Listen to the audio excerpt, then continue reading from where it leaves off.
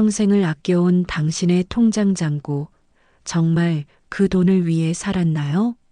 죽음을 앞둔 한 노인이 깨달은 돈의 진정한 의미, 그리고 그가 가족에게 남긴 가장 소중한 선물에 대한 이야기입니다. 따스한 가을 햇살이 병원 창문으로 스며들던 그날, 75세 박동수는 의사의 차갑고 무거운 목소리를 들어야 했습니다. 말기입니다. 길어야 1년 정도 생각하시면 됩니다. 40년간 초등학교에서 아이들을 가르치며 성실하게 살아온 그에게는 청천벽력 같은 소식이었습니다. 병원 복도를 터벅터벅 걸으며 집으로 향하는 길, 박동수의 머릿속에는 온통 은행 통장의 숫자들만 떠올랐습니다. 평생을 검소하게 살며 한 푼, 두 푼 모아온 그 돈들, 아내가 떠난 후 더욱 철저히 아껴온 그 예금들이 지금 무엇을 의미하는지 스스로에게 물어보았습니다. 이 돈을 도대체 언제 쓰려고 이렇게 살았을까? 혼잣말이 저도 모르게 입 밖으로 나왔습니다. 집 앞 골목길을 걸으며 그는 문득 깨달았습니다. 평생 나중에라며 미뤄왔던 그 모든 것들이 이제는 정말로 마지막이 될 수도 있다는 사실을요. 집에 도착해 서랍 깊숙이 보관해 두었던 통장들을 꺼내 보았습니다. 빼곡히 적힌 입금 내역들, 그 어떤 출금도 없이 계속 쌓여만 가던 숫자들이 이제는 오히려 부담스럽게 느껴졌습니다. 아내가 생전에 여행이라도 한번 가자던 말, 좋은 옷이라도 한 벌 사자던 제안들을 모두 거절하며 절약만을 고집했던 자신이 원망스러웠습니다. 그 밤 박동수는 잠들지 못한 채 천장을 바라보며 생각했습니다. 자식들에게 재산을 물려주는 것도 중요하지만 살아있는 지금, 이 순간을 의미 있게 보내는 것이 더 소중하지 않을까 하는 생각 말입니다. 어둠 속에서 그는 조용히 결심했습니다. 남은 시간 동안만큼은 하고 싶었던 일들을 해보겠다고, 사랑하는 사람들과 소중한 시간을 보내겠다고 말입니다. 새벽이 밝아오면서 박동수의 얼굴에도 오랜만에 희망의 빛이 스며들기 시작했습니다. 죽음의 선고가 오히려 그에게는 진정한 삶의 시작을 알리는 신호탄이 될 줄은 아무도 몰랐습니다. 그날부터 박동수의 마지막 여정이 시작되었습니다. 다음 날 아침 일찍 박동수는 아들 가족을 불러 모았습니다. 평소보다 단정하게 차려입은 그의 모습에 가족들은 뭔가 중요한 일이 있을 거라 직감했습니다. 얘들아, 아버지가 여행을 가고 싶다. 온 가족이 함께 제주도라도 다녀오자. 그의 제안에 거실은 잠시 고요해졌습니다. 아들 민수가 먼저 입을 열었습니다. 아버지, 갑자기 웬 여행 말씀이세요?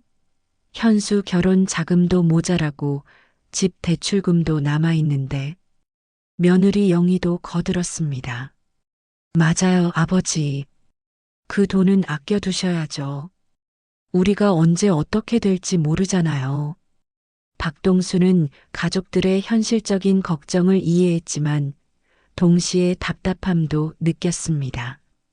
돈이 뭐가 그리 중요하냐? 살아있을 때 써야 의미가 있는 거 아니냐? 그의 목소리에는 평소와 다른 간절함이 묻어났습니다.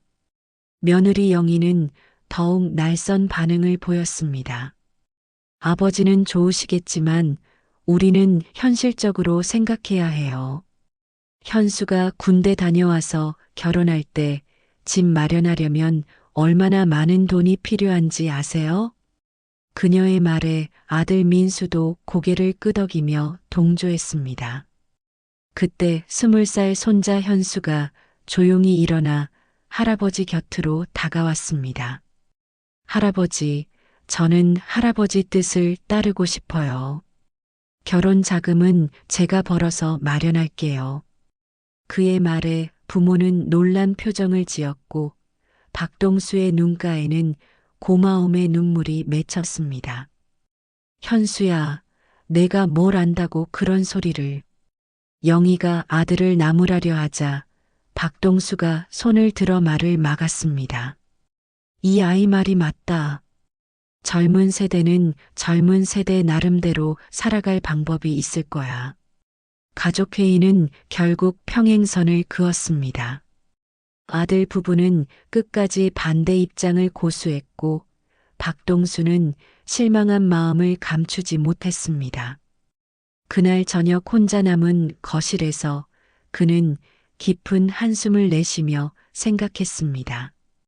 평생 가족을 위해 아껴온 돈이 오히려 가족 간의 갈등을 만들어내고 있다는 사실이 아이러니했습니다. 하지만 포기하지 않았습니다. 박동수는 마음속으로 다짐했습니다. 가족들이 반대해도 자신의 뜻을 관철시켜 보이겠다고, 돈의 진정한 가치를 보여주겠다고 말입니다. 그날 밤 그는 오랜만에 깊은 잠에 들 수 있었습니다. 비록 갈등은 있었지만 자신의 마음을 솔직하게 표현했다는 후련함 때문이었습니다. 며칠 후 아침 박동수는 평소와 같이 동네 시장에 장을 보러 나갔습니다. 가을 햇살이 포근한 그날 채소가게 앞에서 익숙한 뒷모습을 발견했습니다. 50년 전 첫사랑이었던 정혜였습니다. 하얀 머리에 주름이 깊게 패인 모습이었지만 그 특유의 우아한 자세는 여전했습니다. 혜야. 조심스럽게 부른 그의 목소리에 정혜가 뒤돌아봤습니다. 어머, 동수야. 정말 오랜만이네. 두 사람은 마치 시간이 멈춘 듯 서로를 바라보며 서 있었습니다. 세월의 무게가 느껴지는 순간이었습니다. 근처 다방에서 마주 앉은 두 사람은 지난 세월의 이야기를 나누기 시작했습니다. 정혜는 5년 전 남편을 여의고 혼자 살고 있다고 했습니다. 외로움이 뭔지 이제야 알겠더라고. 젊었을 때는 몰랐는데 말이야. 그녀의 말에 박동수도 깊이 공감했습니다. 나도 마찬가지야. 아내 떠나고 나서야 혼자라는 게 이렇게 쓸쓸한 줄 알았어. 두 사람은 서로의 상황을 이해하며 위로했습니다.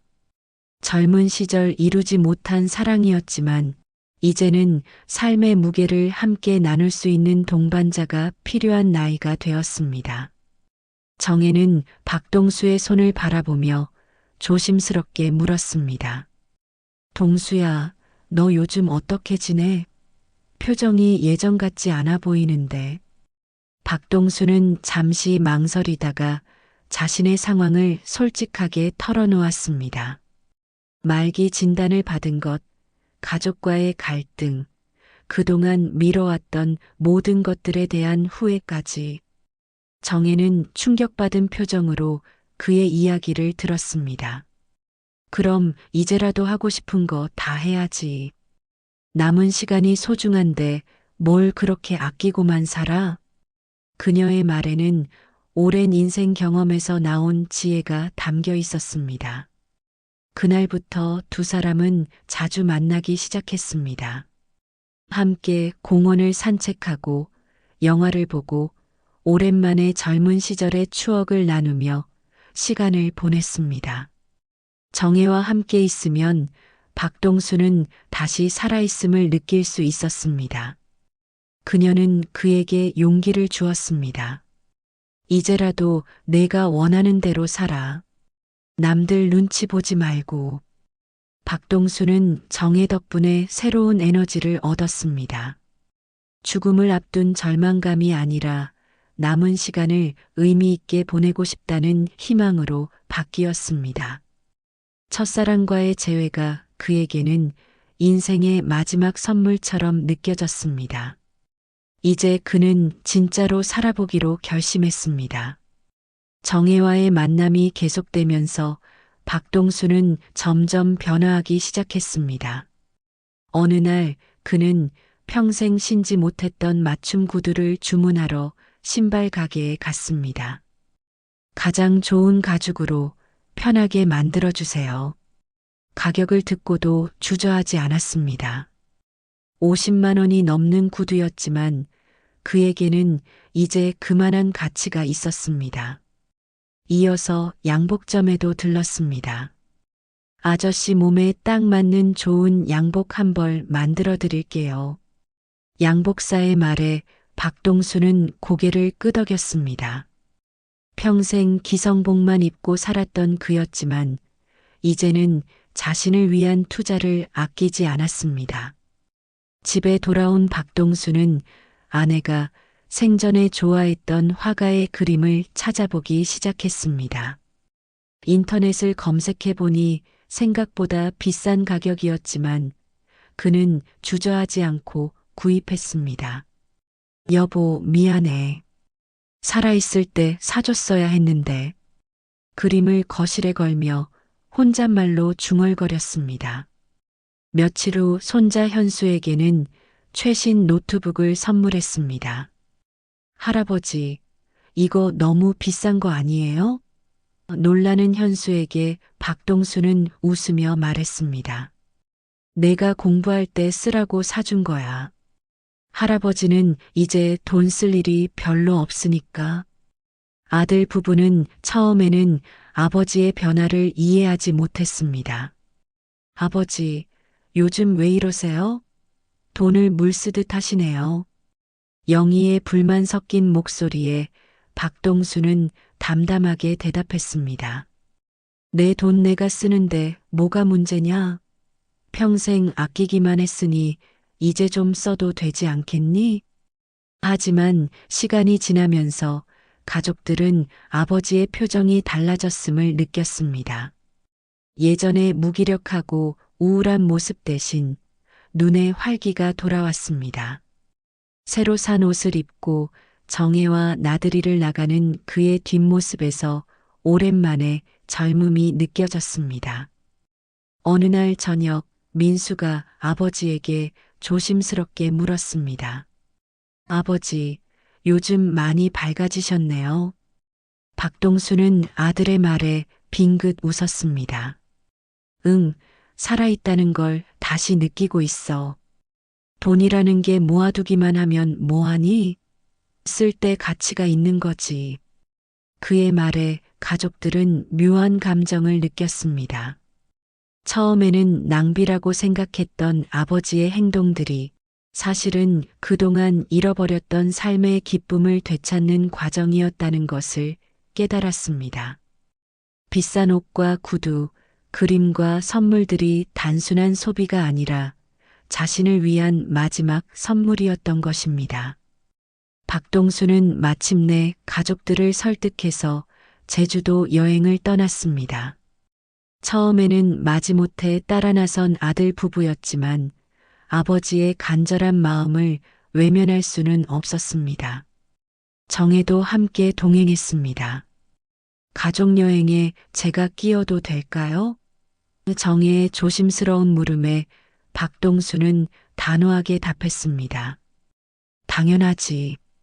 이제 우리도 가족이나 다름없어. 제주공항에 내린 순간부터 박동수의 얼굴에는 설렘이 가득했습니다. 평생 여행다운 여행을 한 번도 가보지 못했던 그에게는 모든 것이 신기했습니다. 바다를 바라보며 야, 정말 아름답네. 왜 진작 오지 않았을까? 하며 감탄사를 연발했습니다. 호텔에 짐을 풀고 저녁을 먹는 자리에서 박동수는 깜짝 놀랄 소식을 들었습니다. 호텔 로비에서 우연히 만난 그의 옛 제자들이 찾아온 것입니다. 선생님, 정말 오랜만입니다. 이제 중년이 된 제자들이 반가워하며 다가왔습니다. 저녁 식사 자리에서 제자들은 박동수가 모르는 이야기를 꺼냈습니다. 선생님, 저희 형편이 어려웠을 때 몰래 장학금을 대주신 거 알고 있어요. 한 제자의 말에 다른 제자들도 고개를 끄덕였습니다. 저도 고등학교 등록금이 없어서 고민했는데 선생님이 도와주셨잖아요. 박동수는 당황했습니다. 자신이 남몰래 도왔던 일들이 알려진 것이 부끄러웠습니다. 그런 거 왜 기억하고 있어? 다 지난 일인데. 그의 겸손한 모습에 제자들은 더욱 감동했습니다. 가족들은 아버지의 숨겨진 선행에 놀랐습니다. 평소 구두쇠라고만 생각했던 아버지가 사실은 어려운 학생들을 위해 자신의 돈을 아낌없이 썼다는 사실을 처음 알게 된 것입니다. 며느리 영희는 그제야 시아버지를 다른 시선으로 바라보기 시작했습니다. 제자들과의 만남이 끝난 후 가족들은 호텔 방에서 조용한 시간을 가졌습니다. 손자 현수가 먼저 입을 열었습니다. 할아버지, 정말 멋있어요. 저도 나중에 할아버지처럼 다른 사람 도울 수 있는 사람이 되고 싶어요. 아들 민수도 아버지에게 사과의 마음을 전했습니다. 아버지, 그동안 몰라서 죄송했어요. 아버지가 얼마나 훌륭한 분인지 이제야 알겠어요. 영희도 눈물을 흘리며 말했습니다. 아버님, 제가 너무 현실적으로만 생각했나 봐요. 그날 밤 제주도의 아름다운 바다를 바라보며 박동수는 만족스러운 미소를 지었습니다. 가족들과의 진정한 화해, 그리고 자신이 살아온 삶에 대한 자부심을 느낄 수 있었습니다. 정혜가 그의 손을 잡으며 말했습니다. 정말 의미 있는 여행이었어요. 박동수는 고개를 끄덕이며 대답했습니다. 응, 이제 진짜 살아있는 기분이야. 제주도 여행에서 돌아온 후 박동수의 집안 분위기는 완전히 달라졌습니다. 가족들은 아버지를 새로운 시선으로 바라보게 되었고 그의 결정들을 존중하기 시작했습니다. 며느리 영희도 더 이상 시아버지의 지출에 대해 불평하지 않았습니다. 어느 날 아침 청소를 하던 영희는 시아버지 방에서 떨어진 종이 한 장을 발견했습니다. 그것은 은행에서 발행한 통장 사본이었는데 평소 알고 있던 통장과는 다른 것이었습니다. 혹시나 하는 마음에 영희는 민수에게 이 사실을 알렸습니다. 여보, 아버님께 또 다른 통장이 있는 것 같아. 민수도 놀란 표정으로 아내가 건넨 종이를 살펴봤습니다. 계좌번호도 다르고 예금액도 상당한 것 같았습니다. 아버지께 직접 여쭤봐야겠어. 그날 저녁 식사 자리에서 민수는 조심스럽게 아버지에게 물어봤습니다. 아버지, 혹시 저희가 모르는 통장이 또 있으신가요? 박동수는 잠시 당황한 듯 했지만 곧 담담하게 고개를 끄덕였습니다. 응, 하나 더 있어. 왜 말씀 안 하셨어요? 영희의 물음에 박동수는 씁쓸한 미소를 지었습니다. 너희들이 걱정할까 봐서, 아버지가 돈 다 써버릴 거라고 생각할까 봐서 말이야. 그의 말에 가족들은 미안한 마음이 들었습니다. 다음 날 박동수는 가족들과 함께 은행에 갔습니다. 숨겨둔 통장의 잔액을 확인하는 순간 가족들은 깜짝 놀랐습니다. 생각보다 훨씬 많은 돈이 들어 있었습니다. 아버지, 이렇게 많은 돈이 있으시면서 왜 말씀 안 하셨어요? 박동수는 은행에서 나오며 가족들에게 편지 한 통을 건넸습니다. 미리 써둔 편지였습니다. 편지를 읽은 영희의 눈에서는 눈물이 흘러내렸습니다. 내가 떠나더라도 너희가 불행하진 않았으면 했다. 이 돈은 너희들의 미래를 위해 아껴둔 거다. 하지만 살아있는 동안만큼은 나도 좀 행복하게 살고 싶었다. 편지에는 또 이런 내용도 있었습니다. 돈이라는 게 결국 사랑하는 사람들과 나눌 때 가장 값진 것이다. 내가 여행을 가고 옷을 사고 선물을 한 것도 모두 사랑 때문이었다. 너희들이 이해해줘서 고맙다. 가족들은 모두 눈물을 흘렸습니다. 그동안 아버지를 오해했던 것에 대한 미안함, 그리고 이런 깊은 사랑을 받고 있었다는 감동 때문이었습니다. 영희는 시아버지 앞에서 고개를 숙였습니다. 아버님, 제가 잘못 생각했어요. 정말 죄송해요. 박동수는 며느리의 손을 잡으며 말했습니다. 괜찮다. 너도 가정을 생각해서 한 일이니까. 이제 서로 이해했으니 됐어. 그날부터 집안의 갈등은 완전히 사라졌습니다.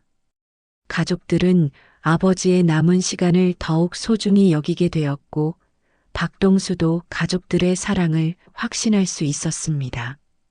가을이 깊어가던 어느 날, 박동수는 특별한 계획을 세웠습니다. 자신의 마당에서 작은 잔치를 열기로 한 것입니다. 평생 알고 지낸 사람들과 마지막으로 즐거운 시간을 보내고 싶다는 그의 말에 가족들은 기꺼이 도움을 주었습니다. 준비 과정에서 박동수는 직접 하나하나 신경 썼습니다. 음식은 동네 맛집에서 주문하고 꽃과 장식은 정혜와 함께 골랐습니다. 이렇게 준비하니까 마음이 설레네. 정혜의 말에 박동수도 웃으며 답했습니다. 그러게 마치 젊었을 때로 돌아간 기분이야. 잔치 당일 마당에는 하나둘씩 사람들이 모여들기 시작했습니다. 옛 동료 교사들, 제자들, 동네 이웃들, 그리고 오랜 친구들까지 생각보다 많은 사람들이 박동수의 초대에 응해 주었습니다. 선생님, 오늘 정말 좋은 날씨네요. 동수야, 이런 잔치를 열다니 정말 좋은 생각이었어. 박동수는 한 사람 한 사람과 인사를 나누며 진심 어린 대화를 나눴습니다. 그동안 만나지 못했던 사람들과의 재회, 함께 나눈 추억들, 그리고 서로에 대한 고마움을 표현하는 시간이었습니다. 마당 곳곳에서 웃음소리가 끊이지 않았습니다. 저녁이 되자 박동수는 모든 사람들 앞에서 마이크를 잡았습니다. 평소 말수가 적던 그였지만 이날만큼은 할 말이 많았습니다. 오늘 이렇게 귀한 시간을 내어 와주신 모든 분들께 진심으로 감사드립니다. 그의 목소리에는 깊은 감정이 실려 있었습니다. 살면서 깨달은 게 있습니다. 돈이라는 건 모아두기만 하면 아무 의미가 없더라고요. 사랑하는 사람들과 나누고 함께 기쁨을 만들어갈 때 비로소 가치가 있는 거더군요. 사람들은 조용히 그의 말에 귀를 기울였습니다. 저는 평생 아끼기만 했습니다. 나중에 하면서 정작 중요한 순간들을 놓치고 살았어요. 하지만 이제는 알겠습니다. 오늘, 지금 이 순간이 가장 소중하다는 걸 말입니다. 박동수는 잠시 숨을 고르며 계속했습니다. 여러분과 함께한 이 모든 순간들, 오늘 이 자리가 제게는 그 어떤 보물보다 소중합니다. 돈은 쓰라고 있는 것이고 사랑은 나누라고 있는 것이더군요. 그의 말이 끝나자 잠시 정적이 흘렀습니다. 그리고 한 사람씩 박수를 치기 시작했습니다. 눈물을 흘리는 사람들도 있었습니다. 특히 가족들은 아버지의 진심 어린 고백에 깊이 감동받았습니다. 이어서 즉석에서 노래자랑이 시작되었습니다. 박동수도 평생 좋아했던 고향의 봄을 불렀습니다.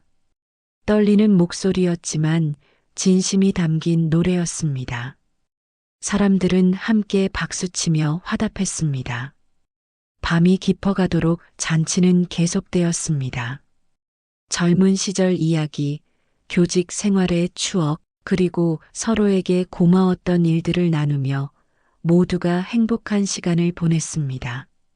박동수는 이 순간이 영원히 계속되기를 바랐습니다. 잔치가 끝나고 사람들이 하나씩 돌아간 후 박동수는 가족들과 정혜와 함께 뒷정리를 했습니다. 정말 좋은 시간이었어요, 아버님. 며느리 영희의 말에 박동수는 만족스럽게 웃었습니다. 응, 내 인생에서 가장 행복한 하루였어. 그날 밤 박동수는 깊은 잠에 들었습니다. 가슴속에는 따뜻한 감정이 가득했습니다. 비록 죽음을 앞두고 있지만 이렇게 사랑받으며 살아온 자신의 인생이 헛되지 않았다는 확신을 가질 수 있었습니다. 잔치가 끝난 지 며칠 후 박동수의 건강이 급격히 나빠지기 시작했습니다. 아침에 일어나기도 힘들어했고 식사량도 현저히 줄었습니다.